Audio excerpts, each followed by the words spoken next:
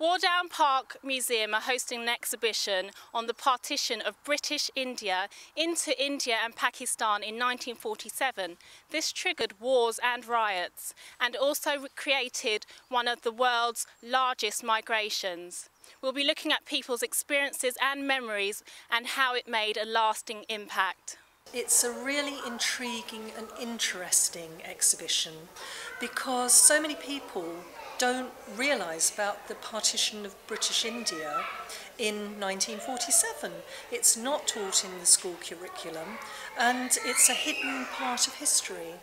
And what's so deeply moving about it is the fact that prior to the partition of India into Pakistan and India, Muslims, Sikhs, Hindus all lived peacefully side by side.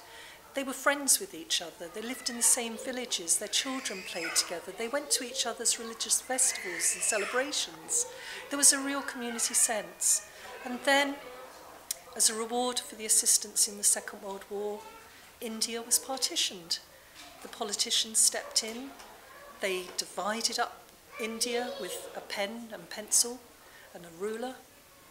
And now, today, we're left with the legacy of what they did in 1947, where in Slough in the 1990s, there were actually riots and lots of community trouble amongst young people.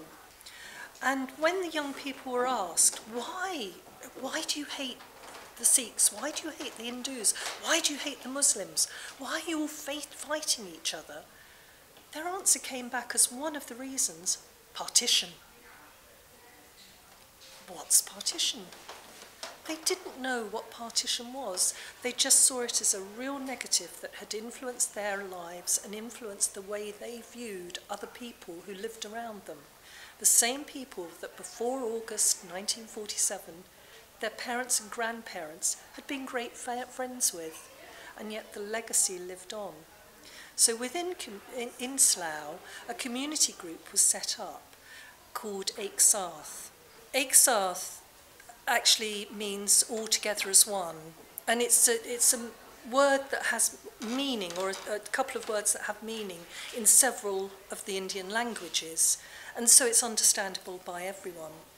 And it was a conflict resolution group that was set up in Slough to send the young people out into the community and talk to their elders and find out what happened and what partition was all about, and to gather those experiences. And from that, they've all developed a much better understanding, and they're now working together just as their parents and grandparents worked together. I'm not saying it's a fairy tale ending. There's still lots of work that the organisation do, but it is a really positive step forward. There's lots of history in schools. With World War II we find out about, and Black history, but why don't schools teach us about the partition? I can only really give an absolutely personal view on that, which people might say rubbish, it's completely wrong, but it possibly is a point of discussion that we should all think about.